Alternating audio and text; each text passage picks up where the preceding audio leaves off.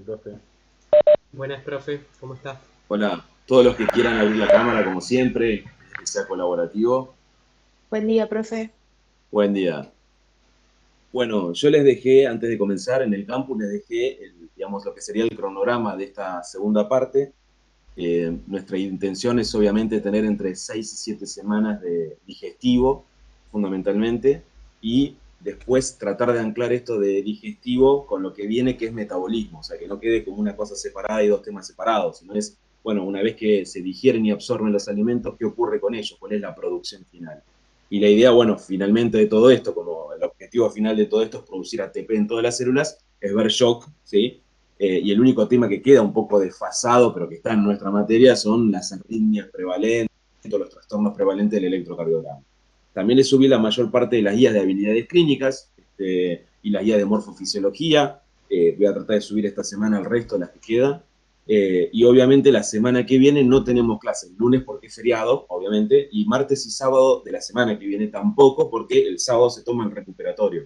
Entonces la intención, el recuperatorio del primer parcial. Entonces la intención es que esa semana, bueno, los 49 entre ausentes y aquellos que lo dieron mal, se preparen, digamos, tengan esas horas también protegidas para estudiar, y el sábado a las 9 horas en la sede de Martilleros sería el examen recuperatorio del primer parcial, o sea que no vamos a tener ni laboratorios ni seminarios. Y la siguiente semana sí, ya volvemos todo a la normalidad, laboratorios presencial de nuevo y seminarios por ahora obviamente virtual, ¿sí? Esta es más o menos el recorrido de este cuatrimestre.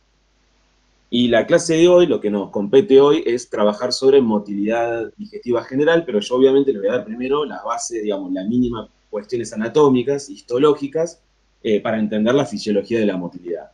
Y esto que vamos a ver de anatomía y de histología después se va a repetir, o sea, en cada clase cuando veamos los aparatos, los sistemas o los órganos en sí, van a ver que se repite, digamos, obviamente, la estructura particular o específica que tiene ese órgano. Hoy, en general, vamos a ver entonces anatomía muy general, la histología general de todo el aparato digestivo, ¿sí? Cómo está constituida esa histología, y vamos a hacer hincapié en básicamente la histología del esófago y luego sí en motilidad total del tubo digestivo, ¿sí? Entonces, empiezo. Perdón, no les pregunté, supongo que están viendo bien la presentación. ¿Sí? Ok. Sí, profe. Buenísimo. Bueno, entonces, primero, recordar que el tubo digestivo, ¿no?, está constituido por una estructura tubular, digamos, un sistema como si fuera tubular, pero también con glándulas macizas anexas. O sea que el tubo digestivo podríamos decir que va desde la boca hasta el ano, ¿no? El alimento va a pasar, obviamente, desde la boca, primero hacia la faringe, luego al esófago, al estómago, luego va a transcurrir hacia el intestino delgado, recordando que el intestino delgado es duodeno, yeyuno e ilion, ¿sí? En esa secuencia, duodeno, yeyuno e ilion, y que en total esto llega a tener 6 a 8 metros. Y luego pasamos al intestino grueso, que para nosotros es el colon, que también tiene diferentes segmentos el colon, ¿sí? El colon se va a dividir en colon ascendente, ubicado a la derecha, el colon transverso, como su nombre le indica, atravesando, ¿sí?, todo el abdomen a nivel superior, el colon descendente a nivel izquierdo, el sigmoides, ¿sí?, y que luego esto se va a continuar con el recto, que más o menos tiene 8 a 10 centímetros, y finalmente con el ano, que el ano tiene un esfínter anal interno y un esfínter anal externo, ¿sí? La diferencia entre estos dos lo vamos a ver al final de esta clase, uno es involuntario y el otro es voluntario. A esto hay que agregarle las glándulas anexas, y esas glándulas son las glándulas salivales, de las cuales en general están la parótida, que es preauricular, la sublingual y la submaxilar, que serían las principales, las más grandes, pero después hay miles de glándulas salivales a nivel de la cavidad oral, de la región palatina, la región faríngea, ¿está bien? Y se han descubierto algunas en el esófago y algunas a nivel oral que antes no se conocían.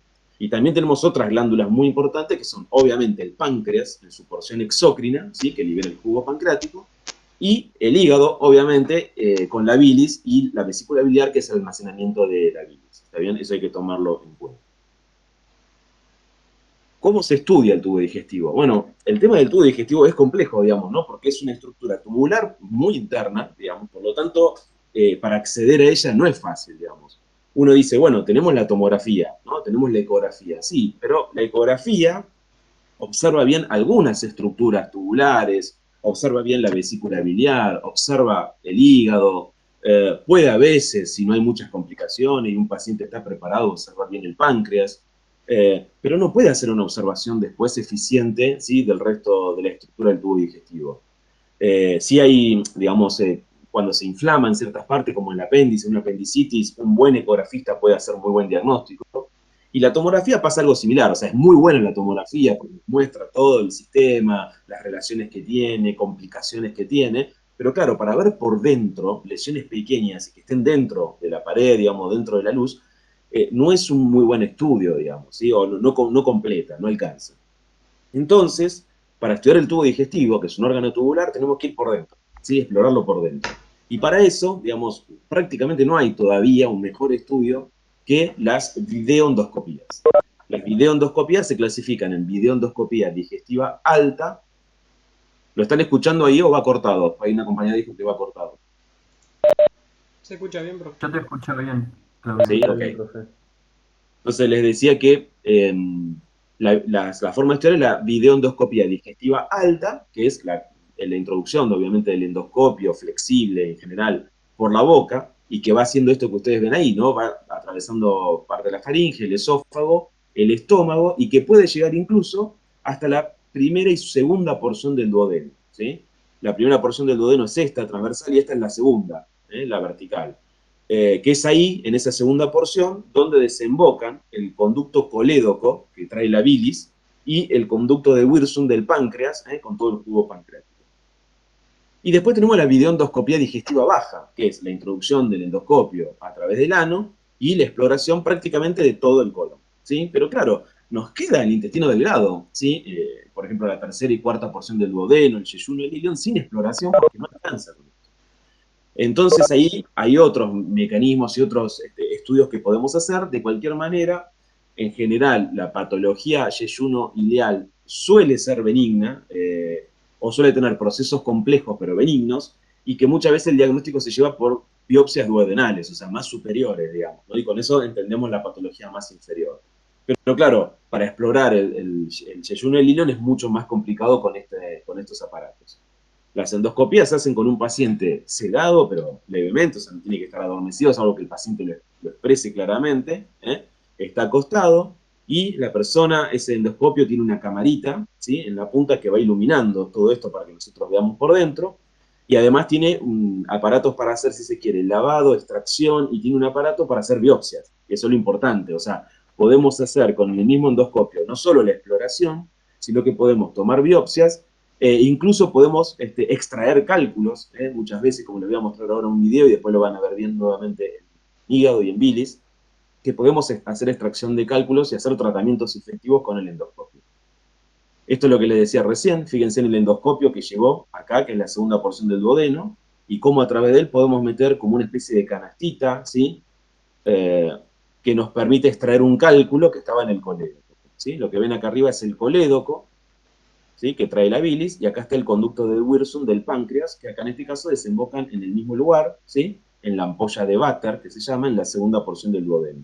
Entonces, cuando hay un cálculo que obstruye la circulación de la bilis, podemos con el endoscopio también hacer tratamiento efectivo, o sea, sacarlo. Y aparte el endoscopio nos permite, como van a ver después en otras clases, es colocar un stent cuando esto está obstruido, como sucede a veces en algunos tumores, y nos permite drenar toda la bilis, drenar toda la bilis. Por supuesto, a través de él podemos inyectar sustancia de contraste, que es lo que ven a la derecha, y también lograr imágenes con el mismo aparato y ver qué estamos haciendo en vivo más allá de la visualización.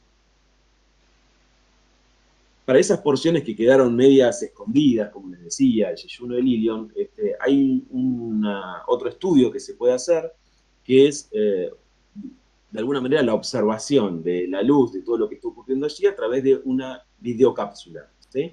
Esta es una cápsula que tiene múltiples camaritas muy, pero muy pequeñas, ¿está bien?, que uno puede hacer el seguimiento. Obviamente, para hacer este estudio, una condición es que uno esté seguro que el paciente no tiene obstrucción del intestino, porque si tiene obstrucción, esta cámara no va a pasar y va a complicar más la obstrucción, ¿sí? Entonces, y obviamente el paciente igual tiene que estar preparado, ¿no?, para que esa camarita por dentro tome imágenes de adentro.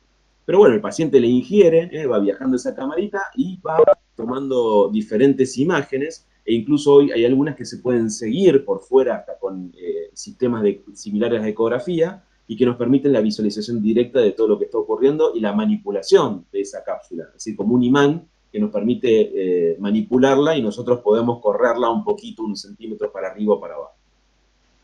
Como les dije, digamos, no es un estudio muy, pero muy frecuente de hacer, pero existe esa posibilidad. Ahora, una cuestión para mí muy importante, que recuerden que en general los medios de comunicación, incluso entre los médicos, queda esta idea de que estos estudios endoscópicos son ya una cuestión de rutina, ¿no? Como que sí, es verdad, o sea, en el sentido de que ya hay mucha gente muy entrenada en esto, la verdad que tenemos muy buenos endoscopistas en el país, son excelentes, etcétera, pero no es un estudio de rutina. Como todo estudio invasivo, ¿sí? Tiene complicaciones, y esas complicaciones van de la perforación, la ruptura del órgano en el que estamos viendo, la insuflación excesiva, la molestia, el dolor y la ruptura, por ejemplo, del esófago en el tórax puede provocar cuadros de mediastinitis, que pueden llegar a ser muy graves y ocasionar la muerte del paciente. Entonces, digo esto porque los medios de comunicación, después de un caso que ocurrió en nuestro país, los medios dijeron, entró por un estudio de rutina, ¿no? Y se fue muerta. Y la verdad es que el endoscopio no solo que no es de rutina, sino que tiene, obviamente, sus complicaciones, que por suerte son ínfimas, digamos. El paciente tiene que prepararse para los estudios, digamos, en la videocolonoscopia hay que hacer una preparación de un día entero eficiente para que yo pueda observar el colon. Entonces, digamos, tratemos de evitar el uso de rutina, porque nadie por rutina quiere que le estudien, digamos, el tubo digestivo con una endoscopía. Esto digo para aclarárselo también a los pacientes siempre, de que ni siquiera la extracción de sangre venosa es de rutina. Así que bueno, eso es importante. Empecemos con la anatomía y yo elegí empezar, me voy a tomar 3 minutos, 4 minutos para hablar de la cavidad oral, en el sentido de que en general en medicina no le damos mucha bolilla a lo que es la dentición, ¿sí? Entonces me gustaría empezar con la cavidad oral, vamos a ver un poquito de los dientes, la lengua, el paladar, y luego sí nos metemos hacia adentro. Entonces, recuerden que al abrir la cavidad oral, ¿sí? En las personas, nosotros examinamos toda la cavidad oral. Y es muy importante porque a veces las manifestaciones de las enfermedades pueden ser acá en la cavidad oral, las enfermedades sistémicas. Entonces tenemos que examinar la cavidad oral siempre, siempre. Y no solo cuando el paciente viene con faringitis. Entonces fíjense qué es lo que vamos a observar. Obviamente, las piezas odontógenas superiores, las piezas odontógenas inferiores, vamos a revisar si están completas, si están incompletas, si tienen lesiones, si hay alguna infección o inflamación en las encías, sangrados. Recuerden que muchas enfermedades de la boca también se pueden diseminar por la sangre y después impactar incluso en el corazón, provocando infecciones cardíacas. Así que eso es importante. Luego tenemos el paladar. El paladar lo dividimos en un paladar duro, que sería la parte más anterior, y un paladar blando, ¿sí? Ahí donde ven la úvula, la campanilla, ¿sí? Y atrás el velo posterior del paladar, que es blando. La importancia de esto no solo es con la fonación, ¿sí? Sino que cuando estamos deglutiendo, el paladar blando posterior va a subir, va a ascender en forma refleja y va a ocluir las coanas, es decir, los orificios nasales posteriores. Esto va a impedir que el alimento que yo estoy ingiriendo pase hacia las fosas nasales o el líquido pase a las fosas nasales. Entonces, este reflejo neurológico, que es parte de la deglución, es muy, pero muy importante. Entonces, hay que recordar que el paladar blando, ¿sí? Que ahora después lo van a ver en una imagen cómo trabaja, no solo sirve para la fonación, obviamente, ni para la alimentación en sí, sino que nos protege de un reflujo del alimento y del líquido hacia las cavidades nasales. Están viendo, obviamente, las amígdalas ahí en la región más posterior. Generalmente, a veces se ven y otras veces no se ven. Muchos pacientes tienen hipertrofiadas estas glándulas de chiquitos y han quedado muy visibles, y esto no significa nada patológico, ¿sí? Y son un sistema inmunológico muy importante, nos defienden, obviamente, de gérmenes en la cavidad oral. Y también es expresión a veces algunas enfermedades oncológicas. El linfoma no Hodgkin, por ejemplo, puede manifestarse, digamos, en la cavidad oral, en el circuito de Waldeyer, que se llama, que es un conjunto de glándulas que están en este nivel. Y abajo está la lengua, ¿sí? Nuestra lengua, que como habíamos visto en neuro, está formada por muchísimos músculos, y que tiene una inervación particular, ¿no? Porque nosotros la dividimos la inervación en lo que es sensitivo y lo que es motor. Lo motor habíamos estudiado que es gracias al hipogloso, al 12º par craneal. Y lo sensitivo también teníamos que diferenciar lo que es sensibilidad en cuanto al tacto de la lengua, que eso lo da el trigémino, como todo lo que es la cara, y por otro lado la sensibilidad de lo que es el gusto en sí, ¿sí? Entonces el gusto está dado en la parte anterior de la lengua por el facial, el 7º par, y en la parte posterior con el glosofaringeo, que es el 9º par. Entonces fíjense que un solo órgano, digo la lengua, que es un órgano muscular, tiene 4 pares craneales encargados de su inervación completa, ¿sí? Estos son los dientes, como les dije, nosotros tenemos en el adulto, ¿no? 32 piezas odontógenas, vamos a tener 8 incisivos, 4 superiores y 4 inferiores, que nos sirve para cortar los alimentos, tenemos 4 caninos, 2 superiores y 2 inferiores, para ayudar a cortar y a desgarrar los alimentos. Luego tenemos 8 premolares, 4 superiores y 4 inferiores, para triturar los alimentos, ¿sí? Y por último tenemos aproximadamente 12 molares, arriba obviamente la mitad, 6 de ellos y 6 abajo, que sirven también para triturar los alimentos, ¿sí? Estos son los 32. Y cada uno de estas piezas odontógenas encaja en un saco, ¿sí? En un saco alveolar que es parte del hueso o maxilar superior o la mandíbula o maxilar inferior, ¿sí? Para entrar ahí, obviamente, tiene que tener mecanismos de sujeción y tiene que tener también, obviamente, nutrición. Entonces, lo que ven acá es la pieza odontógena, generalmente constituida por fosfato, por calcio, ¿sí? Que está incluida en esto que es el saco alveolar odontógeno, o sea, óseo, el estuche óseo, pero que también va a tener piezas de sujeción, ¿sí? Un montón, digamos, de estructuras que lo mantienen fijo a esta estructura como si fuera una estructura cemental, un cemento, y obviamente tiene un lugar que es una cavidad pulpar, donde van a tener ahí la arteria que lo irriga, ¿sí? Estructuras venosas, y obviamente los filetes nerviosos, que si ustedes recuerdan neuro, tenían que ver con el trigémino, ¿sí? Que son esos filetes, especialmente acá abajo, los que obviamente nos anestesian cuando vamos a algún procedimiento odontógeno, para que obviamente no percibamos ninguna molestia. Acá en la radiografía se ve la pieza odontógena, cómo entró en ese saco alveolar, cómo entró en el saco alveolar, ¿sí? Perfectamente. Y acá ven, por ejemplo, en una panorámica, ¿sí? Una RX panorámica de la cavidad oral, fíjense en los arreglos que tiene este paciente, que se pueden ver, pero también acá ven una pieza, ¿no? Que no ha descendido, ¿sí? Que está desviada, que no ha descendido, y que encima de ello no está ocupando el lugar de salida que debería ocupar, que es este espacio, sino que está impactando, ¿sí? Sobre los incisivos superiores. Esto obviamente a veces no tiene mayor peligro, pero a veces obviamente lo que hay que hacer es procedimientos leves para reacomodar esto, mínima cirugía, y que pueda salir para este lado, porque después puede perjudicar la salida o la pérdida de las piezas superiores, ¿sí? Esto es muy común de observar.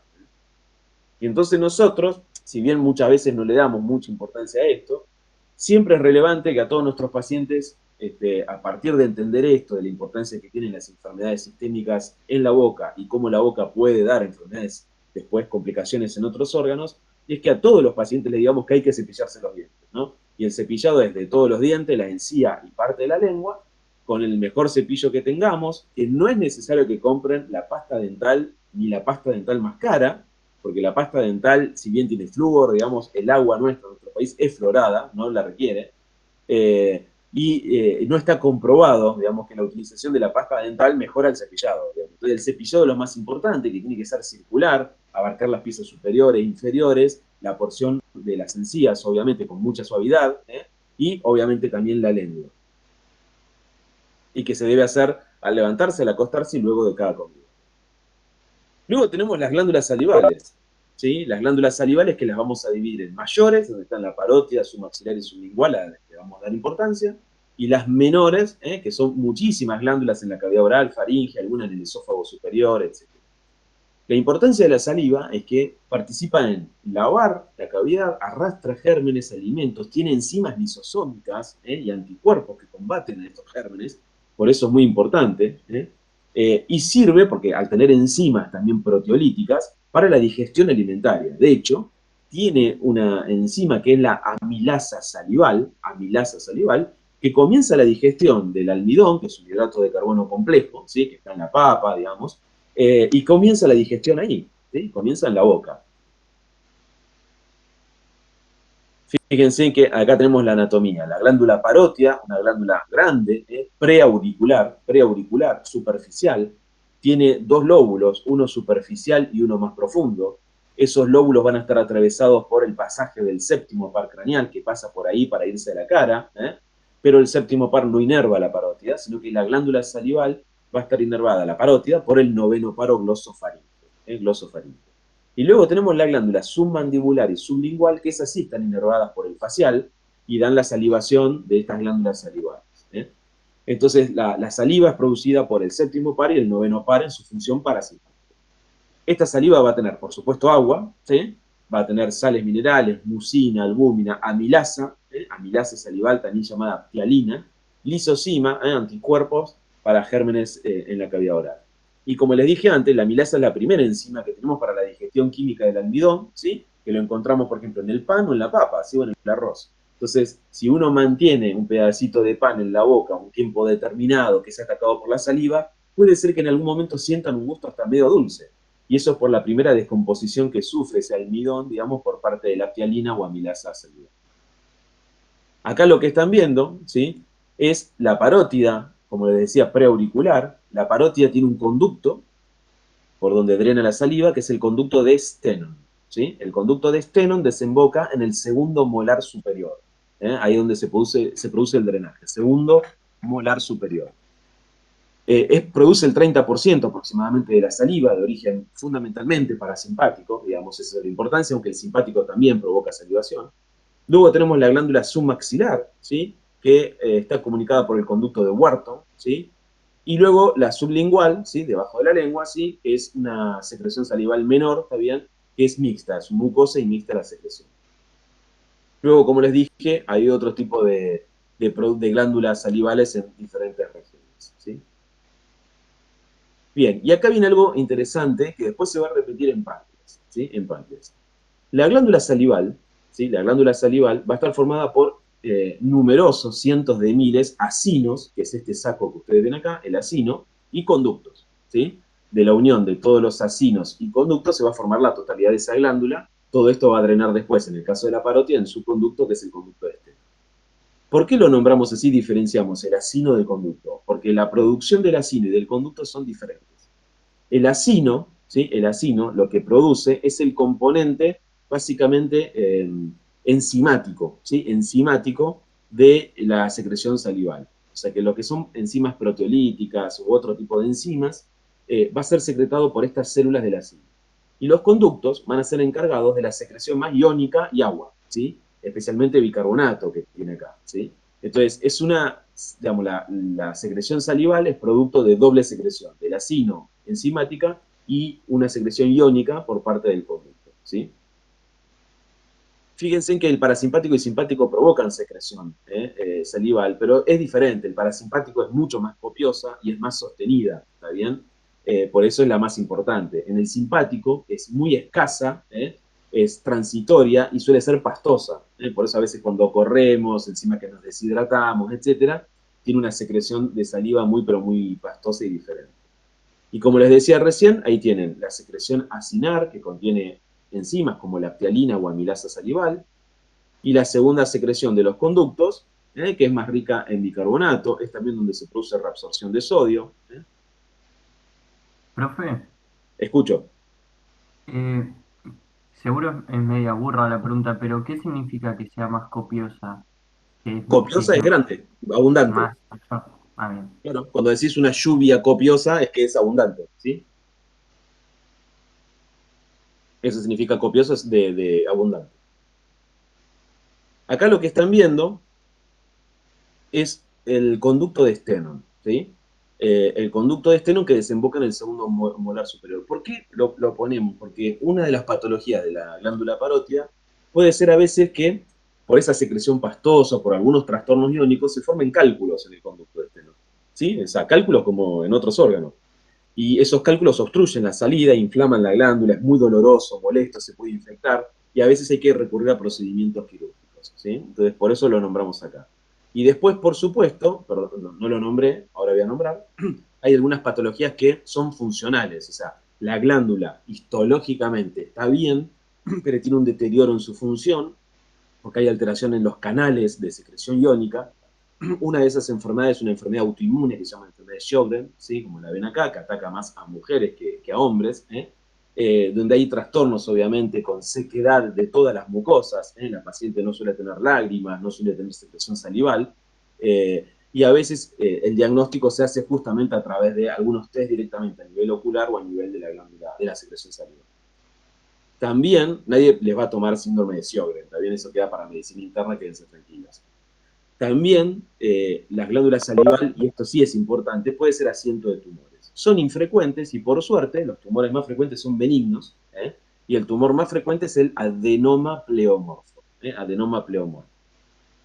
El adenoma pleomorfo se manifiesta con, obviamente, el aumento, la tumefacción de la glándula, ¿sí? Es un tumor benigno, como dije, es un poco más frecuente en el sexo, en el género femenino que en el masculino, ¿está bien?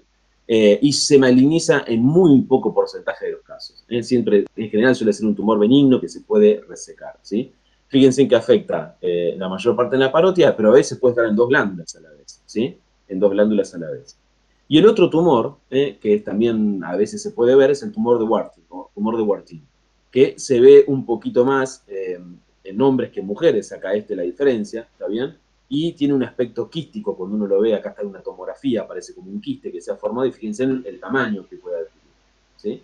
Estos son tumores que, aunque tengan carácter de benignidad, hay que resecarlos, obviamente, y la resección siempre involucra tener muchísimo cuidado, porque se acuerdan que en el medio de todo esto pasaba el facial.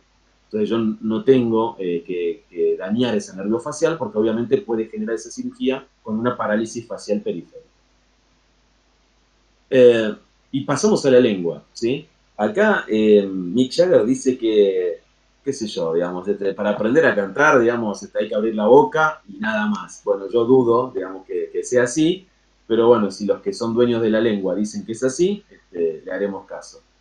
La lengua, como les dije antes, es un órgano musculoso, que tiene inervación de los 2/3 anteriores del gusto por el facial, el tercio posterior del gusto por el glosofaringeo y la sensibilidad general por el trigémino, ¿sí? Y la motilidad la da el 12º par, que es el hipogloso. La lengua participa en el gusto, en la deglución, empuja los alimentos, en la masticación, colabora, en la succión, por supuesto, ¿sí? En la fonación y en la formación final del bolo alimenticio. Fíjense en la importancia de la lengua, que no es solo, digamos, con función masticatoria, digamos, deglutoria, sino que también participa en la fonación. Como ven, la lengua tiene una porción más superior transversal, si se puede decir, o horizontal, y una porción posterior vertical. La porción superior es libre, se mueve, pero la porción posterior, ¿sí?, está adherida, anclada, ¿sí?, al maxilar inferior o mandíbula y al hueso ioides. Está formada por numerosos músculos que por suerte no tenemos que aprender. Acá la ven bien la lengua, cómo es toda la estructura de la lengua, cómo está anclada acá en la mandíbula y en el hueso ioides, que ahí lo están marcando. Y ahí está el maxilar inferior. Como les decía, no hay que saberse todos los músculos que componen la lengua. Sí es importante que cuando hagamos el examen observemos en la lengua el surco, medio, ¿está bien? A veces pueden haberse una hiperplasia de las papilas, a veces se pueden ver en algunos días más y menos, eso también va a depender de muchas veces de la alimentación, porque la alimentación a veces irrita las estructuras que forman las papilas linguales, y recuerden que las papilas linguales no tienen básicamente hoy la misma funcionalidad que antes. Antes decíamos que las papilas linguales tenían una función específica, según estuvieran en la punta, en el medio o atrás. Hoy sabemos que no es así, que a veces muchos estímulos diferentes pueden estimular diferentes papilas. Y una cosita que quería mostrarles, fíjense, la lengua, arriba está el paladar duro, ¿no? Acá está la cavidad oral, abajo ven el maxilar inferior, y acá ya estamos viendo, ¿sí?, la laringe. Y por acá arriba hay un espacio de comunicación de la boca con la nariz. Entonces, lo que yo les decía, que este paladar que está acá atrás, el paladar blando, cuando nosotros deglutimos, sube, asciende y tapa este orificio. Entonces, la comida no tiene otra que descender, no puede subir y regurgitarse a través de las fosas nasales. Fíjense en que cuando desciende la comida ha llegado acá, en la faringe superior, la faringe media, va a tener dos opciones. O sea, podría meterse en el aparato respiratorio hacia adelante o se va por atrás al esófago. Y obviamente acá tenemos la epiglotis, que al descender hacia atrás, ¿sí?, tapa el conducto anterior, que es la laringe. Entonces la comida no puede entrar al aparato respiratorio y solo le queda ingresar al esófago. La lengua, esto no importa por lo que les decía las papilas, fíjense el movimiento de la lengua durante la fonación, la importancia que tiene. Por supuesto, en la fonación importan los labios, el movimiento de los labios, el resto de la cavidad oral, las denticiones, las encías, los movimientos de todos estos músculos y, por supuesto, la lengua, más allá de las cuerdas vocales y el resto, ¿no? Esto lo habíamos mostrado en neuro, que puede haber fasciculaciones.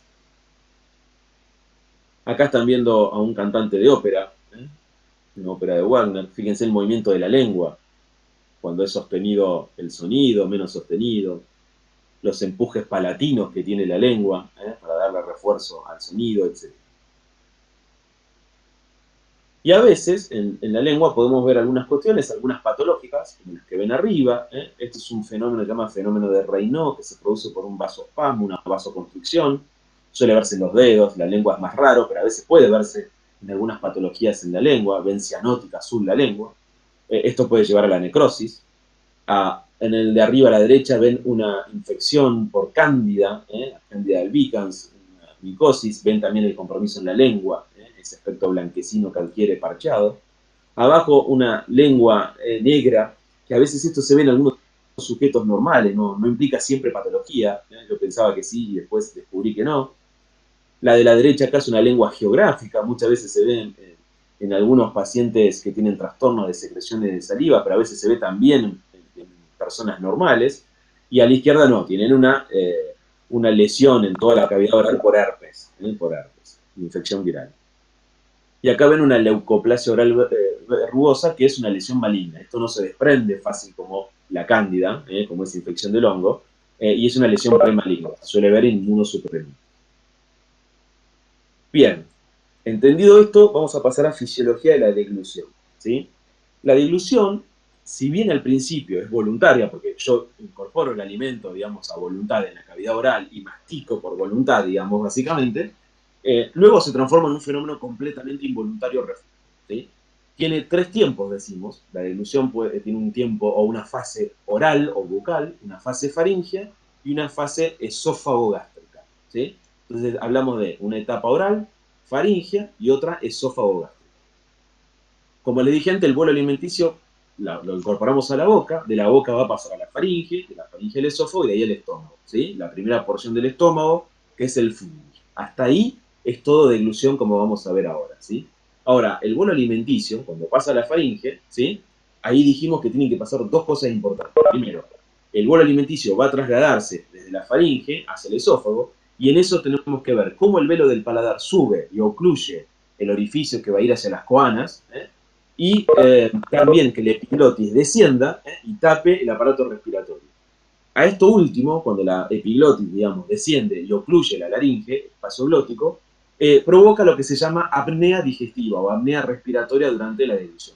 Es decir, nosotros cuando deglutimos no ventilamos. No es que no respiramos, respiramos siempre, pero no ventilamos. Es una apnea fisiológica que se produce obviamente para evitar que la comida pase hacia la laringe al aparato respiratorio, ¿sí? Entonces, fíjense en la posición del epiglotis, y acá están viendo el pasaje del bolo alimenticio. Perdón, ¿están viendo el video en este momento? Profe.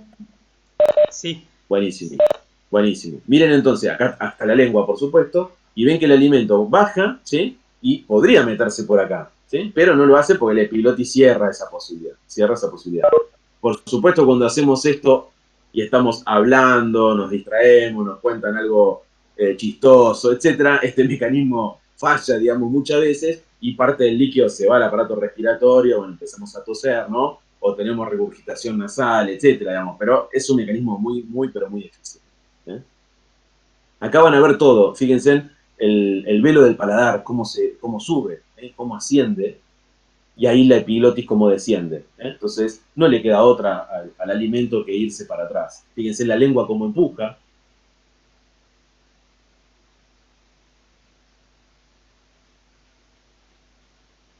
Bien, y uno pensaría que esto es absolutamente mecánico. Por un lado, es verdad, parece una cuestión mecánica, ¿está bien? Pero obviamente es un reflejo neural, es un reflejo neural.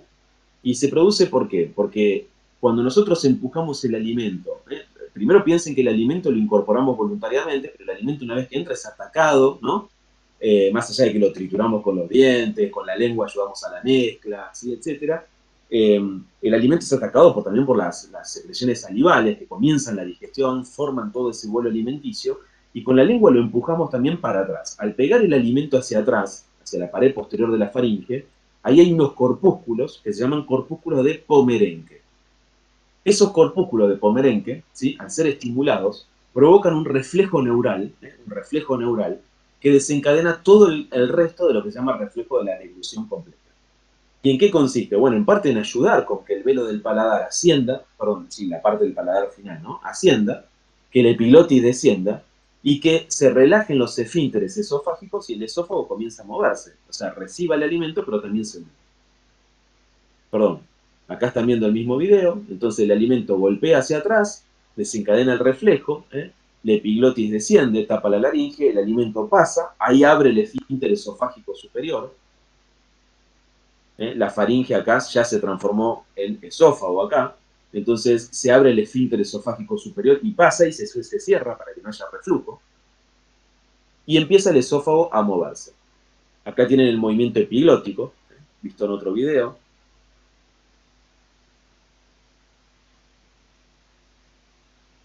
Y cómo se va el esófago.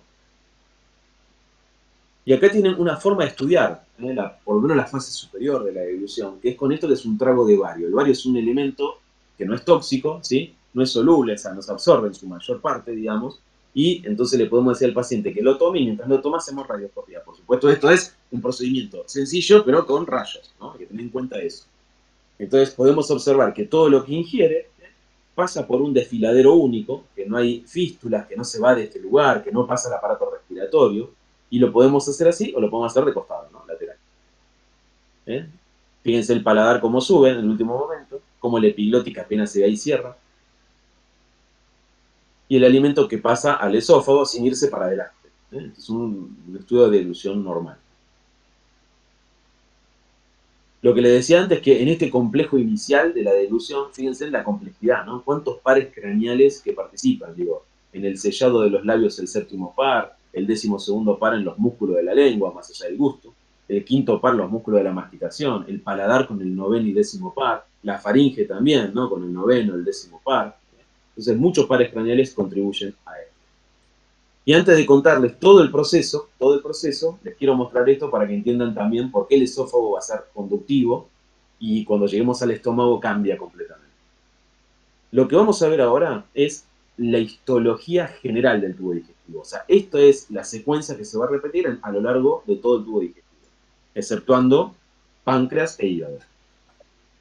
Fíjense que nosotros podemos distinguir en la histología del tubo digestivo tres estructuras. Perdón, en realidad son cuatro, vamos a contar el mesotelio, ¿sí? 4 estructuras. La mucosa, que es siempre lo más superficial, lo que contacta con la luz. Una submucosa, debajo de la mucosa. Una capa llamada muscular propia, y por último, como les decía, el mesotelio, que forma una serosa o una adventicia. ¿Qué encontramos en la mucosa? La mucosa se va a dividir en el epitelio, que como definición es todo lo que reviste cavidades, ¿no?, cubre superficies, y van a tener debajo, ¿sí?, la muscular, digamos, la muscular de la mucosa, ¿sí? Primero van a tener un tejido conectivo, que es la lámina propia, un tejido conectivo, y luego viene una capa sencilla que se llama muscular de la mucosa. ¿Por qué esto es importante? Porque la muscular de la mucosa, ¿sí?, que tiene inervación, por supuesto, ¿sí?, la contracción de esta muscular de la mucosa sostenida es lo que va a dar origen a que muchas veces algunos órganos del tubo digestivo generen pliegues hacia adentro, aumentando la superficie de absorción y de secreción. Entonces la función que en general tiene esta muscular de la mucosa, ¿sí?, es facilitar el origen de estos pliegues que a veces se ven hacia la luz del tubo digestivo. Y el epitelio, por supuesto, va a ser cambiante. En el esófago y en la faringe, como son de conducción, va a ser un epitelio plano estratificado. Plano estratificado. Mientras que cuando lleguemos al estómago, que ya se convierte en un órgano de secreción y parte de absorción, va a ser un epitelio cilíndrico simple como lo ven acá. Esto es la mucosa. Paso a la submucosa, que es un tejido conectivo muy pero muy abundante, muy vascularizado, pero que además en esa submucosa voy a encontrar un plexo nervioso muy importante que se llama plexo submucoso de Meissner, ¿sí? Plexo submucoso de Meissner. Ese plexo nervioso, que forma parte de lo que se llama sistema nervioso entérico, ese plexo nervioso va a dar, como es un plexo nervioso que está en la submucosa, o sea, cerca de la mucosa, va a dar un poco lo que va a dar la inervación para la contracción de esas células musculares que dijimos forman estos pliegues hacia la luz, y también colabora con la secreción de las salivas que den a la luz. Esa es la función principal que tiene.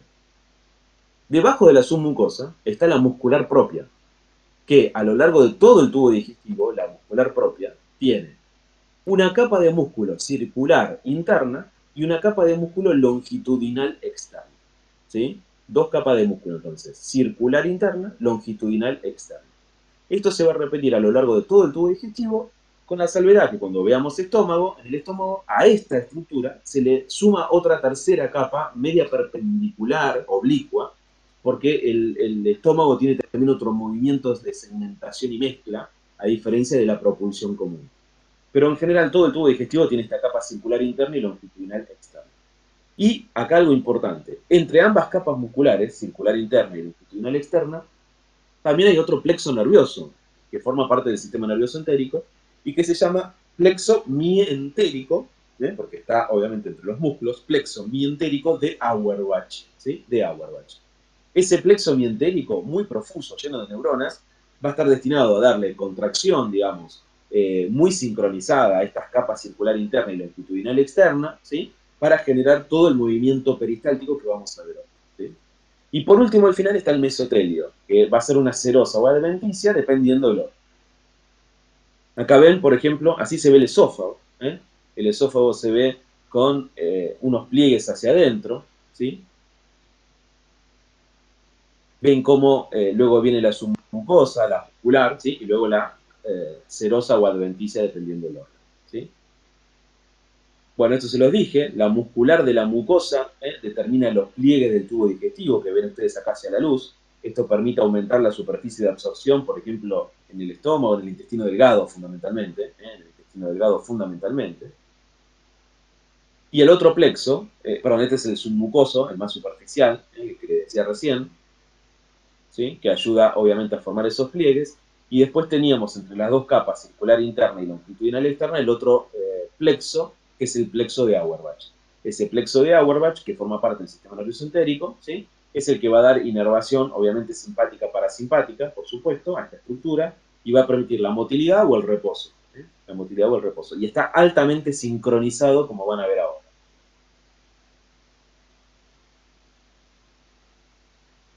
Lo pasamos. Bien. Esto después lo van a ver en cada órgano, ¿sí? Por eso lo paso. Entonces, entendiendo esto, todo lo que vimos recién, que vimos cómo era la cavidad oral, ¿sí? Todas las estructuras que están y los pares craneales y la histología general, volvemos a la motilidad digestiva, a la deglución. Entonces, primero nosotros podemos dividir a la motilidad digestiva en dos grandes tipos de motilidad, ¿sí? La propulsiva, es decir, esa motilidad que me ayuda a propulsar los alimentos en un sentido, ¿sí? Que no haya regurgitación, siempre hacia adelante, y una motilidad de mezcla, Y esto no quiere decir que esté una y la otra no esté. Por ejemplo, el estómago tiene ambas, ¿sí? Propulsa y mezcla al mismo tiempo, ¿sí? Pero digamos son dos motilidades diferentes. Y dentro de la propulsiva, la más importante para nuestro sistema digestivo es la que llamamos peristaltismo. O sea que en realidad nosotros vamos a hablar de ondas peristálticas, propulsivas. ¿Qué cosa importante tengo que saber de esto? Que en el peristaltismo, ¿sí? Es un tipo de coordinación neural, por el cual se genera, cuando el bolo alimenticio desciende, es porque arriba del bolo alimenticio se contrae el músculo, entonces lo empuja hacia abajo, mientras que el de abajo se relaja, es decir, lo recibe. Y el bolo alimenticio, cuando pasó hacia abajo, ¿sí? Vuelve a relajar el de arriba, que recibe el alimento, lo contrae al de arriba, lo empuja hacia abajo y el de abajo se relaja. Por eso decía que es altamente sincronizado. ¿Y cómo sincroniza esto? Bueno, es por un reflejo también intraparietal. O sea, las neuronas del sistema nervioso entérico, que era esto que tienen acá, tienen un ida y vuelta. Es decir, hay neuronas, digamos, que lo que hacen es propulsar, ¿sí? La musculatura hacia abajo, contrayendo lo que está arriba, pero esa señal va a otras neuronas paralelas que al subir le dan la información que luego se relaja. Entonces, esta información está altamente sincronizada para que haya movimiento de contracción y luego de relajación, ¿sí? Y en esto participan no solo el sistema nervioso como tal, o sea, el bulbo raquídeo y la protuberancia que dan señales, sino que participan también reflejos intraparietales de las propias estructuras, de los propios órganos, ¿está bien? Que se dan en este propio sistema nervioso entérico. Para que se den una idea, el sistema nervioso entérico, los anglosajones lo llaman pequeño cerebro, porque tiene la misma cantidad de neuronas que tiene toda la médula espinal. O sea, es importantísimo como órgano neural. La faringe, ¿sí? Antes de pasar a mostrarles la deglución completa, la faringe la vamos a dividir como órgano musculoso, y esto lo van a tener que completar ustedes en la guía, en tres partes, ¿no? La rino o nasofaringe, ¿sí? La oro o bucofaringe, como su nombre lo indica, en contacto con la cavidad oral, y luego la faringolaringe o laringofaringe, ¿sí? Esas son las tres porciones de la faringe, ¿sí? Que tiene en general músculo estriado, ¿sí? Músculo estriado, como ven acá. Entonces, rinofaringe o nasofaringe, oro o bucofaringe, y la laringofaringe o hipofaringe, que se la llama así. Y luego termina transformándose en el esófago. El esófago es un conducto, un tubo muscular muy importante, tiene aproximadamente 25 centímetros de largo, es un órgano que abarca una porción cervical, una porción torácica y una porción pequeña de 2 centímetros intraabdominal, es decir, que el esófago ha pasado el hiato diafragmático y entrado al abdomen, y el esófago ya en el abdomen se transforma en estómago, ¿sí? El esófago, como les dije, tiene un epitelio plano estratificado, es un órgano de conducción, básicamente. Tiene hacia arriba la faringe y hacia abajo el estómago, ¿sí? Está siempre detrás del aparato respiratorio y delante de la columna vertebral. El esófago tiene, en el tercio superior, está formado por músculo estriado, ¿sí? El tercio medio por una mezcla ya estriado y liso, y la parte final absolutamente formada por músculo liso, músculo liso. Y en el epitelio final del esófago con el estómago, en la zona de transición, donde el epitelio plano estratificado comienza a transformarse en el epitelio cilíndrico simple propio del estómago, ¿sí? Así se ve en la histología, en la microscopía, el esófago. Ven que el epitelio es plano estratificado. Si bien no puedo ver la primera célula si es plana, puedo ver que tiene muchas células. Y algo importante de recordar anatómicamente es que el esófago, anatómicamente, tiene tres estrecheces anatómicas normales, o sea, comunes, que todos tenemos. Y es importante porque cuando hacemos a veces estudios, especialmente estudios de deglución, a veces vemos esas estrecheces y pensamos que puede haber algo malo y en realidad son estrecheces anatómicas. Esas estrecheces son la superior, media, inferior. La superior, que va a ser también llamada cricoidea, llamada así no porque tenga que ver el cartílago cricoide de la laringe, sino porque está debajo del cricoides y está dada por un músculo llamado cricofaringeo. Cricofaringeo. Esa constricción superior o esa estrechez superior del esófago dada por el músculo cricofaringeo es lo que da origen al esfínter esofágico superior. El esfínter esofágico superior está dado por esa alta presión que origina ahí el músculo cricofaringeo. Para que se den una idea, la presión de ese esfínter esofágico superior llega a los 100 milímetros de mercurio. Y esto es lo que nos permite que nosotros podamos comer boca abajo sin problema, porque el alimento, una vez que pasó a ese esfínter superior, ya no vuelve hacia la boca, por la alta presión que tiene. Hay otra estrechez media que se llama estrechez broncoaórtica. ¿Por qué? Porque es la estrechez que impone el esófago, ¿sí? Parte del callado aórtico y su parte descendente proximal, y el bronquio fuente izquierdo, ¿sí? Que provocan una estrechez, se interponen con el esófago. Y luego hay otra estrechez final que está dada por el pasaje por el diafragma, por el hiato diafragmático, en una zona que se transforma en lo que se conoce como esfínter esofágico inferior. Este último, el esfínter esofágico inferior, que es una zona anatómica, es más bien funcional, digamos, ¿sí? Hay muchas veces que por dificultad en las presiones en esta zona puede haber reflujo del contenido del estómago hacia el esófago.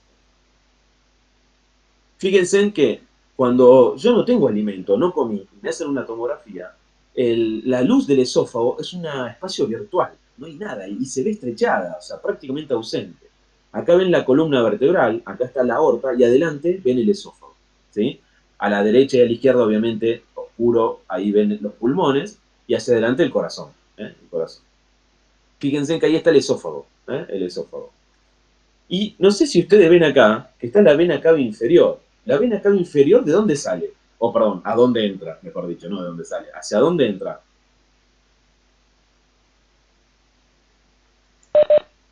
La cavidad auricular derecha.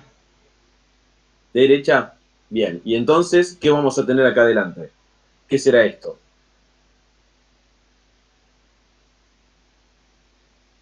Ya lo dijeron, ¿eh? La aurícula derecha. Claro, acá para adelante va a estar la aurícula derecha, exactamente, de acá para adelante, tiene contacto anterior, ¿sí? Pero, hacia acá atrás, y esto es importante, lo que van a encontrar en contacto con el esófago es la aurícula izquierda. Recuerden que la aurícula izquierda es posterior, ¿eh? Nosotros la dibujamos para explicar el ciclo cardíaco anterior, ¿no?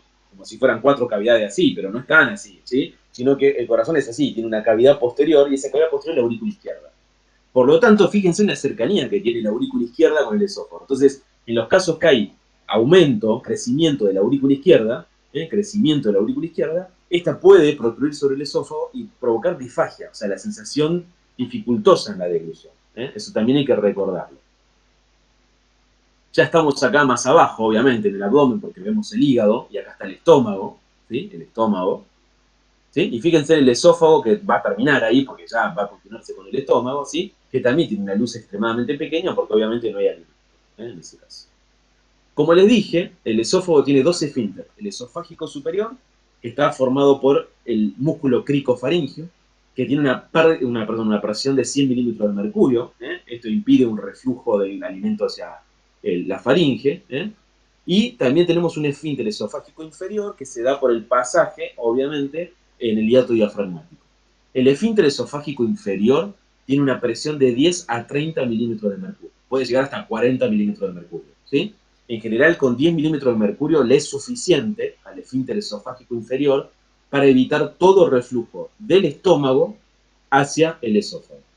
Cuando ese esfínter esofágico inferior pierde capacidad de contraerse tónicamente, ¿sí? O sea, se relaja excesivamente, bueno, ahí se produce el reflujo del contenido ácido del estómago hacia el esófago, que no está preparado para este reflujo ácido, y genera un daño en el esófago, que después lo van a ver bien, que se llama esófago de Barrett. O sea, el esófago se defiende de ese ácido que le llega del estómago y su epitelio cambia de ser plano estratificado a cilíndrico, o sea, eso se llama metaplasia, cambiar un epitelio por otro, y eso se llama esófago de Barrett.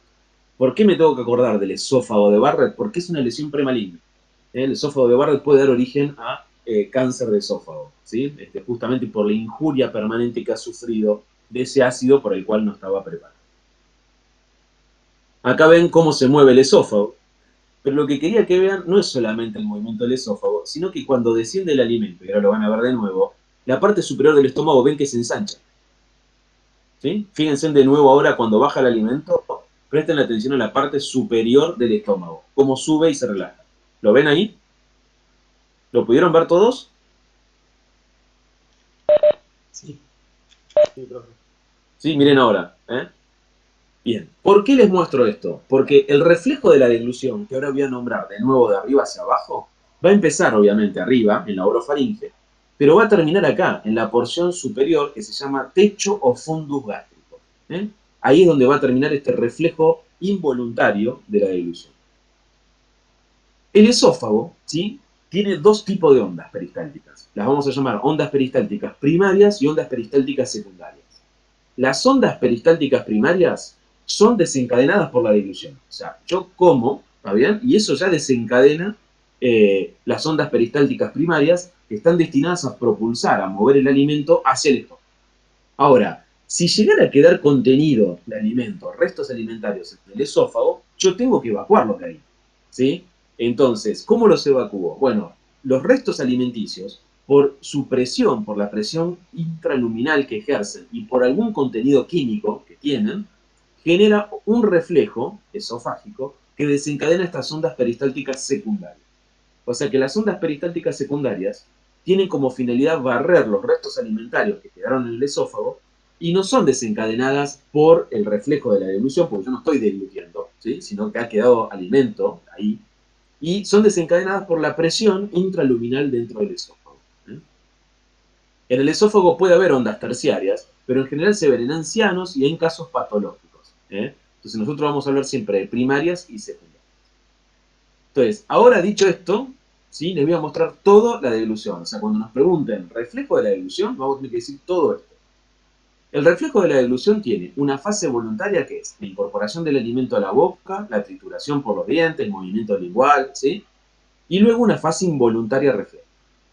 Cuando el alimento golpea en la pared posterior de la faringe y estimula esos corpúsculos de Pomerenke, eso origina el reflejo involuntario de la deglución. ¿Y en qué consiste? Consiste en, primero, la elevación del velo del paladar, como dijimos antes, el cierre epiglótico, ¿sí?, con la apnea respiratoria. Luego, se relaja el esfínter esofágico superior para permitir que el alimento pase al esófago. Aparecen las ondas peristálticas primarias del esófago, para que el esófago mueva ese alimento hacia adelante.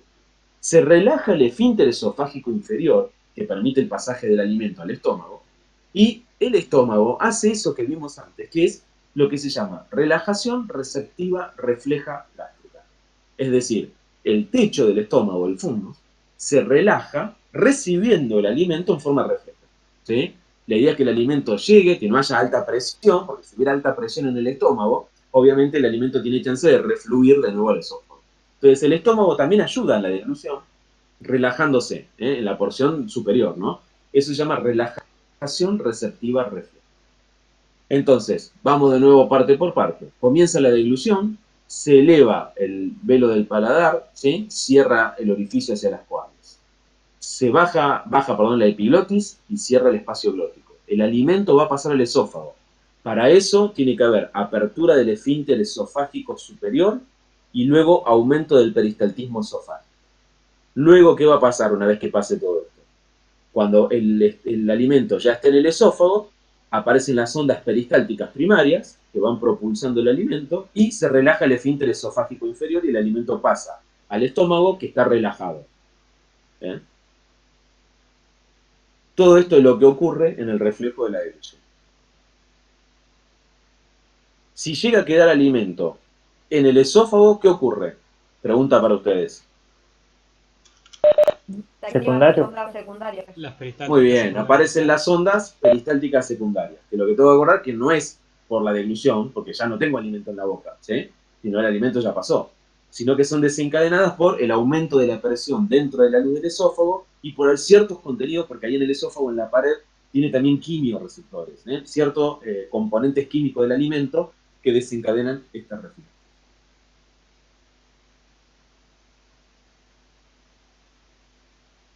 Bien, cuando a veces, por cuestiones patológicas, no existe una relajación del esfínter esofágico inferior, y hay un aumento tónico de la presión del esfínter esofágico inferior, esto ocasiona una enfermedad, que es una enfermedad, una patología funcional.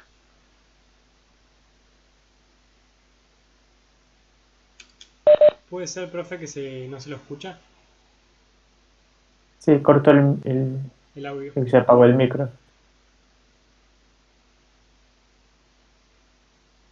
¿Lo escuchan, chicos? ¿Eh?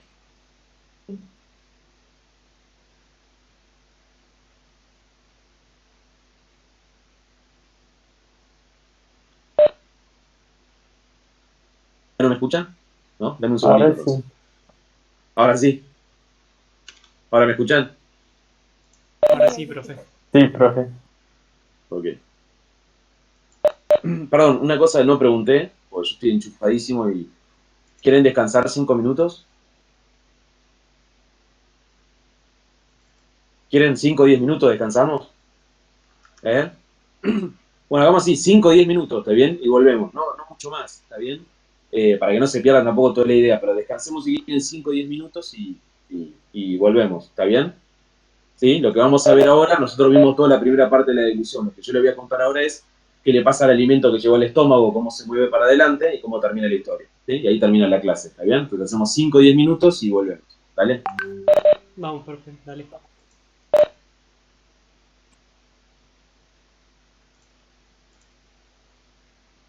Justamente la característica es la falta de relajación del esfínter esofágico inferior, un primer momento donde hay ondas peristálticas vigorosas, muy grandes, pero que después eso se va agotando porque se va dilatando el esófago, y va perdiendo funcionalidad, y luego viene un periodo de quiescencia, donde el esófago prácticamente no se mueve. Fíjense en la dilatación a la que puede llegar el esófago. El esófago es un órgano que tiene una adventicia alrededor que es muy laxa, o sea, le permite distenderse mucho, eso pasa también en los tumores, sin dar muchos síntomas hasta que, hasta que es muy tarde, digamos, ¿no? Donde ya las patologías están avanzadas. Entonces, fíjense en cuando uno hace una imagen con válido, ese contraste que yo les había dicho antes, que acá está todo el contenido del esófago que está dilatado y la estrechez esa que ustedes ven ahí. Pero esto no es una estrechez ocasionada por un tumor, ¿se entiende? No es en la luz, sino que es funcional por la falta de relajación de ese flujo, ¿sí? Obviamente esto es quirúrgico, se opera, digamos, hay medidas antirreflujos, a veces simplemente con la endoscopía misma, ¿sí? Se coloca se hace con un balón un aumento de presión y se relaja solo, ¿sí? Y a veces con eso se soluciona y a veces requiere muchas intervenciones durante la vida de los pacientes. No les dije, pero bueno, hay un estudio, ¿sí? que suele hacerse, no está disponible en todos los lugares, obviamente, para evaluar las presiones intraesofágicas, que es la manometría. La manometría es un estudio que puede hacerse para medir presiones en el esófago, ¿sí? En las diferentes regiones, pero la verdad es que no es un estudio que esté disponible. Pero en este caso sería muy bueno contar para esta patología, porque justamente lo que está aumentado es la presión de un esófago, ¿sí? Bien, entonces habíamos hablado de la deglución, el alimento llegó, digamos, hasta el estómago, ¿sí? En el estómago, histológicamente, lo que va a cambiar funcionalmente es que vamos a ver otro epitelio. Fíjense cómo cambia el esófago de tener un epitelio plano estratificado a un epitelio cilíndrico simple, en el estómago, con glándulas, que ustedes ven por ahí, digamos ya, y con criptas. Todo esto lo vamos a ver bien en la clase de estómago. Ya se convirtió en un órgano diferente que va a propulsar el alimento, lo va a mezclar, pero también hay absorción y secreción. Entonces tiene que ser diferente al anterior.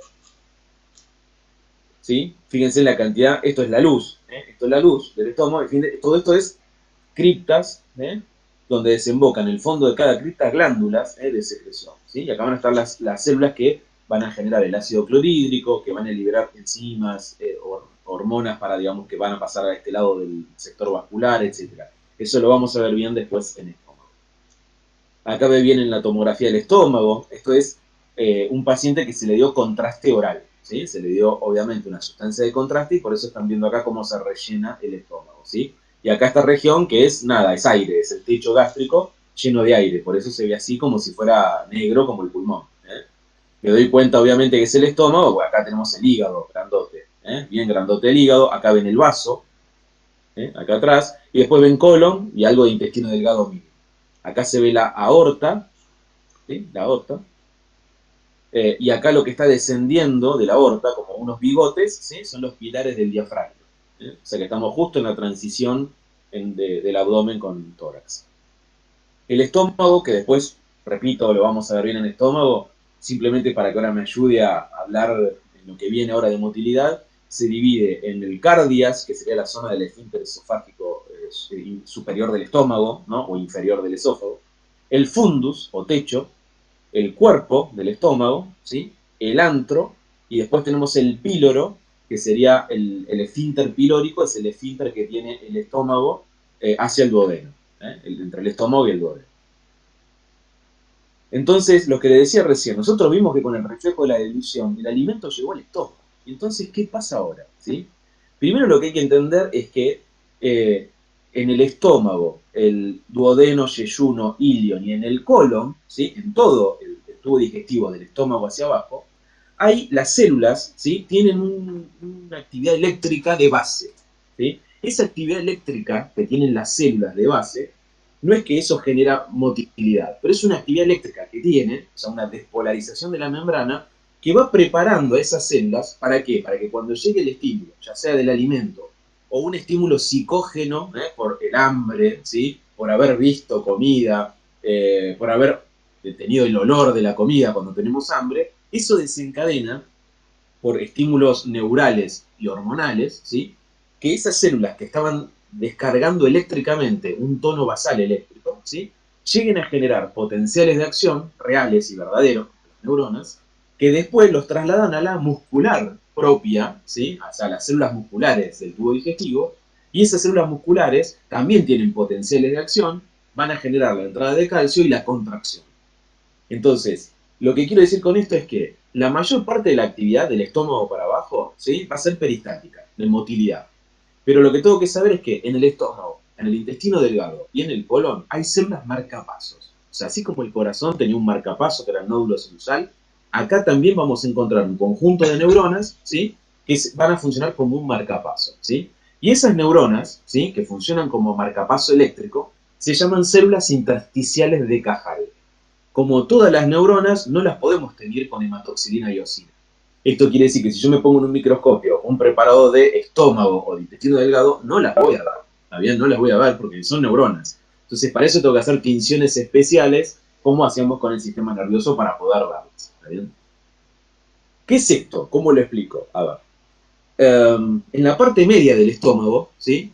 Dentro de lo que es el sistema nervioso de la pared del estómago, esas células intersticiales de Cajal tienen algo que se conoce como ritmo eléctrico básico. ¿Sí? Ritmo eléctrico básico. ¿Qué es el ritmo eléctrico básico? Es una despolarización, ¿sí? Espontánea de esas células intersticiales, o de la membrana de esas células intersticiales, ¿sí? Pero que no se traduce en peristaltismo, no se traduce en movimiento del estómago. ¿Sí? Entonces, ¿para qué me sirve tener eso? Como dije antes, ya el estómago con ese movimiento básico, esas despolarizaciones, se prepara para que cuando llegue el estímulo real, que es el alimento, ¿sí? Pueda generar esa despolarización pequeña, un potencial de acción, y ese potencial de acción que luego se traslada a las células musculares genere el movimiento del alimento que va a llegar o que está llegando. ¿Sí? Entonces, fíjense en lo siguiente. El ritmo eléctrico básico, por definición, es un ritmo eléctrico que tienen las células intersticiales, que luego se propagan las células musculares, ¿sí? Que se caracterizan por ondas delta. O sea, perdón, son ondas pequeñas, pequeñas. Se llaman ondas delta, que nosotros, porque así está en el Guyton, en el boron, no me acuerdo, pero en el Guyton las vamos a llamar ondas lentas, ¿sí? Como si fueran ondas de despolarización subumbrales, ¿sí? Eso que habíamos visto como potencial electrotónico, ¿sí? Entonces, son pequeñas ondas que no llegan al umbral, ¿sí? No llegan al umbral. Entonces, fíjense que tienen un potencial de reposo, que nadie le va a preguntar esto porque estamos en neuro, y esa actividad eléctrica levanta y baja rápidamente sin llegar al umbral. ¿Cuántas ondas tiene, ¿sí? El estómago? Bueno, el estómago tiene un ritmo eléctrico básico de 3 ondas por minuto. ¿Sí? Es decir, que si yo mirara las células, a esas neuronas y a esas células musculares, se están provocando estas ondas en la membrana 3 por minuto. ¿Sí? Cuando yo paso al duodeno, esas ondas son 12 por minuto. ¿Sí? Van a ser más. Y cuando paso al colon, por suerte, el colon tiene 3 por hora. 3 por hora, no por minuto. ¿Por qué digo por suerte? Porque esas ondas lentas, si llegaran al umbral y desencadenan potencial de acción, después significa movimiento. Entonces, en el colon, por suerte, no tenemos muchas ondas de movimiento, porque si no tendríamos que ir a defecar 20 veces por día. ¿Está bien? Entonces, eso hace que las ondas lentas en el colon sean de 3 por hora, no por minuto. ¿Sí? En el estómago y en el intestino delgado sí son mayores, por minuto. Entonces, fíjense lo siguiente. Perdón, una cosa importante. Ritmo eléctrico básico son ondas lentas que no llegan al umbral. Por lo tanto, no producen espigas o potenciales de acción y por lo tanto no generan contracción peristáltica. Eso es lo que me tengo que llevar primero.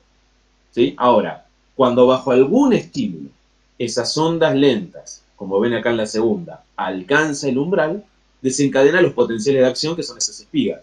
¿Sí? En ese potencial de acción lo que entró ahí es calcio. Es calcio, no es sodio como en las neuronas normales, es calcio.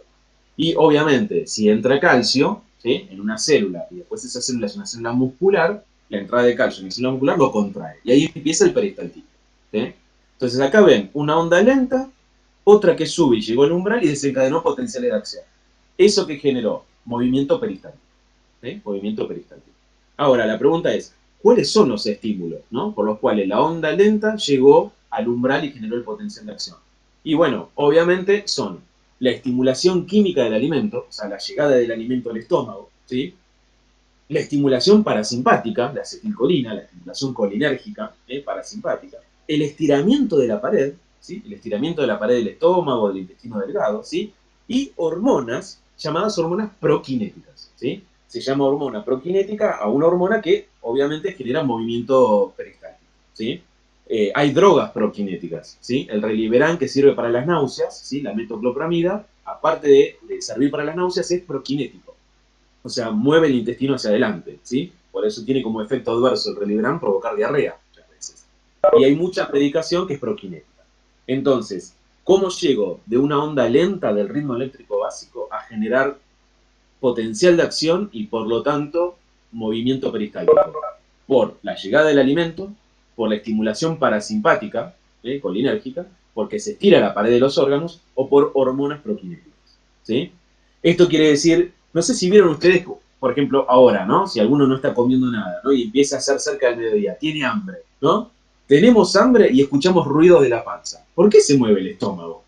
Porque tenemos estimulación colinérgica, ¿se entiende? Esa estimulación parasimpática que nos genera el hambre, ¿sí? Que es un estímulo psicógeno, o el olor de la comida, ¿sí? Lo que genera es descarga de acetilcolina sobre estas células, digamos, que están ahí, esas células musculares que están en el estómago, y hacen que esas células, esas ondas lentas, lleguen al umbral.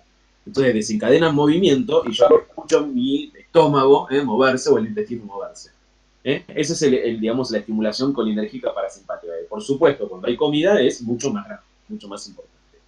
Y fíjense al revés, cuando yo tengo un estímulo simpático, o sea, la adrenalina, o no la adrenalina, que se acuerdan que dijimos que el simpático es para correr, cuando corro no quiero mover el intestino, ¿sí? Fíjense lo que hace la noradrenalina y la adrenalina. Baja la onda lenta, la anula, provoca una hiperpolarización.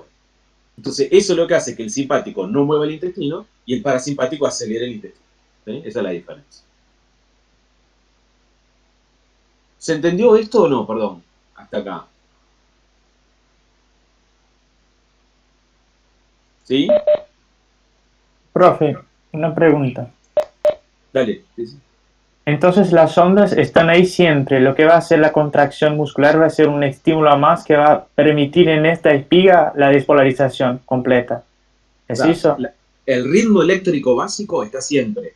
¿Sí? Son ondas lentas, o sea, son despolarizaciones de la membrana, pero que no llegan al umbral. Entonces no hay movimiento. Si llega un estímulo, que el estímulo, insisto, es alimento, acetilcolina, estiramiento de la pared u hormonas proquinéticas, eso genera que esa actividad eléctrica básica, el ritmo eléctrico básico, que son ondas lentas, alcancen el umbral. Y si llegan al umbral, desencadenan potencial de acción. Como en el potencial de acción entra calcio, ese calcio en el músculo circular interno y longitudinal externo que tiene el tubo digestivo, genera movimiento peristáltico. ¿Se entiende? Sí, Entonces, gracias. yo tengo ritmo eléctrico básico siempre, pero no tengo peristaltismo siempre. Si estoy corriendo, no tengo peristaltismo. ¿Está bien? Obviamente. Lo entenderíamos Y como... si estoy en un ejercicio, extenuante, en un estrés, la gran cantidad de noradrenalina que tengo también me anula el ritmo eléctrico básico. ¿Está bien?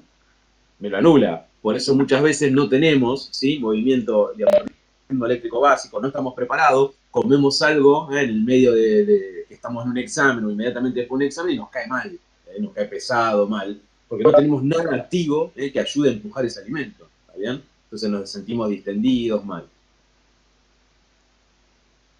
¿Se entendió o no esto hasta acá? Sí, profe, podremos entenderlo como que siempre hay despolarizaciones, ¿no? Pero hasta que no llega un estímulo, eso no cruza el umbral y no hay movimiento. Y cuando hay un Claro, estímulo, exactamente. se dispara el movimiento. Claro, por eso decimos que tenemos ritmo eléctrico básico en general, digamos, pero no tenemos despolarizaciones. ¿Sí? Bien, ahora yo aprendí cómo el alimento que llega después de la dilución llegó al estómago. ¿Qué hace el estómago? ¿No? El estómago transforma ese ritmo eléctrico básico en potencial de acción y empieza las ondas peristálticas en el estómago, después en el duodeno, el yeyuno, y en el... ¿Sí? Ahora la pregunta es, terminé de comer, ¿no? Pasaron 2 horas, pero me quedó resto alimentario en el estómago o en el intestino delgado. ¿Está bien? ¿Qué hago con eso? ¿Está bien? Porque yo ya terminé de comer, ya no estoy comiendo, no tengo hambre, no tengo reflejo deglutorio, digamos. Entonces, ¿qué pasa ahí? ¿Sí? Bueno, cuando quedaron restos alimentarios en el estómago o en el intestino delgado, sucede otro patrón de motilidad que se llama complejo motor migrante. El complejo motor migrante es un patrón de motilidad interdigestivo. ¿Sí? O sea, se da entre las comidas, no por las comidas. ¿Sí? Que cuando ya terminé de comer o estoy en ayuno.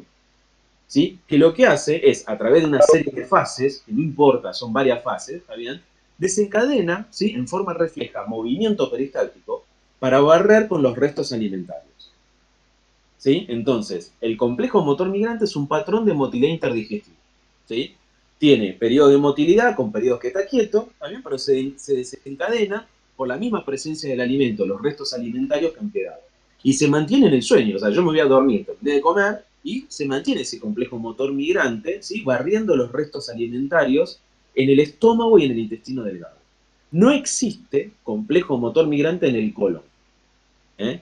No existe complejo motor migrante en el colon. También decimos por suerte, porque si no, cuando estamos durmiendo y se desencadena el complejo motor migrante, también la materia fecal que estaría en el colon se movería y nos daría ganas de defecar a cada rato. ¿Está bien? Entonces, no tenemos complejo motor migrante ni en el esófago, obviamente, que ya la comida pasó por ahí, ni en el colon. ¿Sí? Está en el estómago y en el intestino delgado. ¿Algún libro puede decir que hay complejo motor migrante en la primera porción del colon? Está bien, pero olvidemos eso, ¿está bien? Es básicamente estómago, ¿sí? Y llega hasta el ilion, ¿sí? A la última parte del intestino delgado. ¿Sí? ¿Para qué sirve el complejo motor migrante? Para barrer restos alimentarios del tubo digestivo, en los periodos en que no estoy comiendo, para disminuir el crecimiento, o sea, el sobrecrecimiento bacteriano, ¿eh? Porque, digamos, ya terminé de comer, entonces el movimiento ese barre las bacterias que tenemos, ¿sí? Y aparte, algo interesante es que cuando el complejo motor migrante se desencadena, ese alimento que había quedado en el estómago, en el intestino, yo no quiero que vaya todo hacia el colon y se transforme en materia fecal, sino que lo que quiero también es que esos restos alimentarios también se digieran. Entonces, el mismo complejo motor migrante, por efecto hormonal, ¿sí? Cuando se desencadena, estimula la contracción de la vesícula biliar. Y en la vesícula biliar, que hay bilis, ¿sí? Se vierte toda esa bilis al duodeno y también facilita la digestión de esa comida que quedaba ahí, ¿está bien? Entonces, el complejo motor migrante no es solo para mover el alimento, para evitar el sobrecrecimiento bacteriano, sino también es para ayudar a digerir esos restos alimentarios, ¿sí? Y bueno, obviamente, el resto va a ser empujado hacia el colon y terminará en el colon con la absorción de una gran cantidad de agua, formándose la materia fecal. ¿Sí? ¿Sí? ¿Cuándo termina el complejo motor migrante? Y bueno, cuando como. ¿Está bien? O sea, cuando yo como, empezamos de nuevo, reflejo de deglución hasta el estómago, ritmo eléctrico básico y potenciales de acción del estómago hasta el colon. ¿Está bien? Ahí se termina todo. ¿Sí? El colon, como le decía, por suerte no tiene complejo motor migrante, cosa que sí tienen las palomas y algunas aves. Por eso las palomas, ¿qué hacen? Comen y defecan, comen y defecan, comen y defecan. ¿Está bien? Porque tienen complejo motor migrante en su colon. ¿Está bien? Desconocemos por qué, pero por suerte nosotros no tenemos. Y estoy ahora en el colon. ¿Sí? En el colon, la diferencia anatómica, que después lo van a ver en la clase de colon también, el colon tiene austraciones. Ven acá una videocolonoscopía, una videocolonoscopía, cómo se ven esas austraciones que tiene en el colon. Es fácil de verlo por esas austras que tiene, ¿sí? Y el colon también tiene lo que dijimos antes, o sea, tiene ritmo eléctrico básico, ¿no? Y cuando llega el alimento o el estímulo parasimpático, hace potencial de acción y se mueve, ¿sí? Se mueve. Pero el colon también tiene una función importante que es la absorción de mucha cantidad de agua, ¿sí? Insisto que esto lo van a ver bien en la función colónica en la clase de colon. Entonces, el colon absorbe mucha cantidad de agua y ayuda a la formación de la materia fecal. Y ahí, digamos, en esa última porción, el colon sigmoides, ¿sí? Que es esto que está acá, ¿sí? Esto que está acá es el colon sigmoides, el recto y en el ano, se va a producir, por último, el reflejo de la defecación. La defecación tiene algo involuntario y, por supuesto, algo voluntario. La defecación, básicamente, ahí para explicarla, hay dos reflejos, ¿sí? Dos reflejos que son involuntarios, un reflejo intrínseco y un reflejo que lo podemos llamar extrínseco si quieren, ¿sí? ¿Por qué se llama reflejo intrínseco? Porque las heces, o sea, la materia fecal que está en el recto, ¿sí? Provoca la distensión de la pared del recto. Esa distensión de la pared genera señales nerviosas, ¿sí? Que llegan al plexo mientérico. El plexo mientérico, recuerden que era el plexo nervioso que está entre las capas circular interna y longitudinal externa de la pared, ¿sí? Y eso desencadena peristaltismo, ¿sí? Peristaltismo en la última parte del colon descendente, el sigmoides, el recto, ¿sí? Entonces, empuja toda la materia fecal y abre el esfínter anal interno, ¿sí? El esfínter anal interno. Eso genera, ¿sí? Obviamente, que la materia fecal llegue al esfínter anal externo y eso genera un reflejo neural que me hace consciente, ¿sí? De la necesidad de defecar, ¿sí? Obviamente, como el esfínter anal externo es absolutamente voluntario, es músculo estriado, esquelético, ¿sí? Hasta que yo no decido, no defeco, ¿sí? O sea que la relajación del esfínter anal externo es voluntaria.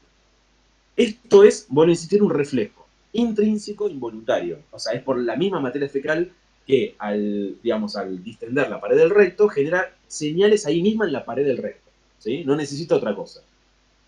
El otro reflejo de la defecación, que lo puedo llamar extrínseco, ¿sí? Es por lo mismo, o sea, porque la materia fecal en el recto lo distiende, pero esas señales viajan hasta la médula espinal sacra. ¿Sí? Y si ustedes recuerdan, el sistema parasimpático se llamaba cráneo sacro. ¿Sí? Y eso es porque en la médula espinal sacra, ¿sí? La médula espinal sacra, salen las neuronas parasimpáticas que luego van a desencadenar el peristaltismo de la última porción del colon, la relajación del esfínter anal interno, para que nuevamente me desencadene la necesidad de defecar. ¿Sí? La diferencia con el anterior es que el anterior era por estímulos directamente con la pared, no necesitaba las neuronas de la médula espinal. Y este es que también participa en la neurona de la médula espinal. Esto explica por qué pacientes que han tenido traumatismos graves de médula espinal tienen retención fecal, bolo fecal. ¿Se entiende? O sea, y tienen que ayudarlo los médicos, los enfermeros, digamos, a que defeque. Justamente porque la lesión en la médula espinal les quitó parte de este reflejo. ¿Sí? Parte de este reflejo. ¿Vamos hasta acá o no? Me quedan 3 minutos. 3 minutos nada más. Prometo. Lo que voy a hacer ahora es el resumen, ¿sí? Pero les voy a preguntar a ustedes para ver si se acuerdan algo de la que es el resumen. Entonces, empiezo con la deglución. ¿La deglución es voluntaria o involuntaria? Empecemos por ahí. Voluntario. Voluntaria. ¿Todo es voluntario? La parte superior voluntaria y inferior involuntaria. Ah, está bien. Entonces, la deglución, ¿no? Tiene una parte voluntaria, ¿no? Y una parte involuntaria. O ustedes le pueden decir con su cerebro, no sé, a la faringe, al esófago, che, movete, vamos. No, no pueden, ¿no? Básicamente uno no puede hacer eso. O al estómago decirle, che, relájate, que voy a mandar una albóndiga, ¿sí? No, no se puede, ¿sí? No se puede hacer eso. Entonces, la deglución tiene una parte voluntaria, ¿sí? Que es la incorporación del alimento a la boca, la trituración, mover los músculos masticatorios, la lengua, ¿no? Todo eso. Obviamente ahí hay parte involuntaria, que es la secreción de saliva, que es parasimpática, ¿sí? Y una parte refleja o involuntaria. Y esa parte refleja involuntaria se inicia cuando el alimento pegaba en la pared posterior de la faringe y estimulaba los corpúsculos de Pomerenque. ¿Qué pasaba ahí? Pomerenque. Apnea fisiológica, o sea, la epiglotis descendía y tapaba la laringe, ¿no? Y el velo del paladar subía y tapaba la entrada de las coartas. Se abre el esfínter esofágico superior. Empiezan las sondas peristálticas primarias del esófago. Se abre el esfínter esofágico inferior y hay relajación receptiva refleja del techo del estómago. ¿Sí? O sea, todo esto último es reflejo. O sea, yo no le doy la orden al esfínter del esófago, dilatate, ¿sí? Ni le doy la orden al techo del estómago, relájate. No, esto es un reflejo, ¿sí? Es un reflejo neural. ¿Hasta acá vamos bien o no?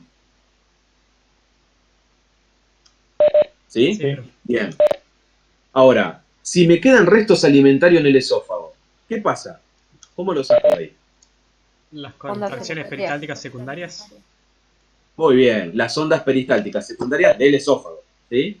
Las primarias eran desencadenadas por el reflejo de la deglución. ¿Se entiende? Las secundarias por el resto alimentario en el esófago. ¿Sí? ¿Se entendió hasta acá o no? Bien. Ahora, ¿cómo sigue esto? El alimento está en el estómago. ¿Qué le está pasando mientras tanto todo esto en el estómago? El estómago tiene un ritmo eléctrico básico, que son ondas lentas, ¿está bien? Y lo mismo le pasa al duodeno, al yeyuno, al ilion y al colon. Todo tiene un ritmo eléctrico básico. ¿Sí? En el estómago entonces tenemos ondas lentas ante la llegada de alimentos, la distensión de la pared, estímulos parasimpáticos o las hormonas, como dijimos, proquinéticas. Esas ondas lentas se transforman en espigas potencial de acción, con entrada de calcio y empieza la peristalsis intestinal. O sea, se mueve el estómago, se mueve el yeyuno, el duodeno, yeyuno, ilion y el colon. ¿Sí? ¿Vamos bien hasta acá? Entonces el alimento llega al intestino. Y el alimento llega al colon. ¿Están todos de acuerdo con esto o no? Bien. Ahora, ¿qué pasa si me quedan restos alimentarios en el estómago o en el intestino delgado, pero ya no tengo hambre, no tengo ganas de empujar ese alimento con más alimento, ¿sí? ¿Qué pasa ahora si me quedaron restos alimentarios, ya terminé de comer hace una hora? ¿Qué aparecía? El complejo motor migrante. Muy bien, aparece el complejo motor migrante. O sea, con la idea de, saquemos esos desechos, o sea, esos restos alimentarios, que no son desechos, perdón, son restos alimentarios que, como dijimos antes, también me va a ayudar la contracción de la vesícula, la bilis a absorber, a digerir esos alimentos y absorberlos, ¿sí? Y el resto terminará, obviamente, por movimiento en el colon, sabiendo que el colon no tiene complejo motor migrante, ¿no? Es de estómago hasta ahí. Complejo mayor migrante. Y mientras tanto en el colon, ¿no? ¿Qué pasa? Y obviamente, si hay necesidad, está el reflejo de la defecación, ¿sí? Que por suerte, como dijimos, sucede cada tanto en el día, ¿está bien? Mientras la materia fecal no sea abundante y no empuje, no va a abrir el esfínter esofágico inferior. Cuando lo abre y llegó al esfínter esofágico, perdón, el esfínter anal, quise decir, no esofágico, el esfínter anal externo, que es el voluntario, ya ahí desencadena un estímulo consciente de defecación. Y ya a partir de ahí es voluntario. ¿Todo esto se entendió? Bien. Esto es el resumen de la clase. Estas últimas dos, ¿sí? Es básicamente todo el resumen de la clase, que era que veamos un poquito cómo era el esófago con las estrecheces, la histología general y la motilidad, ¿sí? La motilidad. ¿Preguntas que tengan? Entonces, de la clase de hoy, lo que tengo que estudiar es 3 tipos de motilidad. Deglución, ¿no? Hasta el techo del estómago, ritmo eléctrico básico, en todo el estómago para abajo, completo, y después complejo motor migrante, estómago e intestino delgado. Esos son los 3. Me quedaría el último, que es la defecación. La defecación, ¿sí? ¿Está bien? Ese es el concepto básico. Y repasen la histología, o sea, acuérdense bien la histología general del tubo digestivo, ¿sí? Y vimos la del esófago diciendo que el epitelio es plano estratificado. La histología ahora se complica un poco más en el estómago, en el intestino delgado, porque ahí participan muchas células diferentes, ya tenemos que hablar de secreción y absorción, ¿está bien? Pero es importante que ustedes repasen cómo es la histología general, por lo menos, ¿sí? ¿Alguna pregunta? Una cosa que no dije al comienzo, lo había dicho el martes, es en esta parte, en esta rotación, en estas 6 a 8 semanas, tengo que tener el libro de anatomía al lado, el libro de histología al lado, el libro de fisio al lado y el libro de patología al lado. ¿Sí? Porque, por ejemplo, hoy vimos acalasia y la acalasia la tomamos. ¿Sí? La acalasia la tomamos.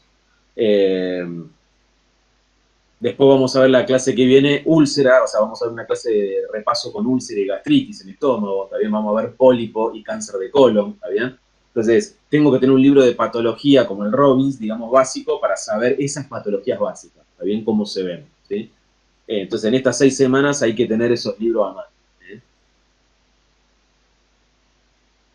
¿Preguntas, dudas que tengan?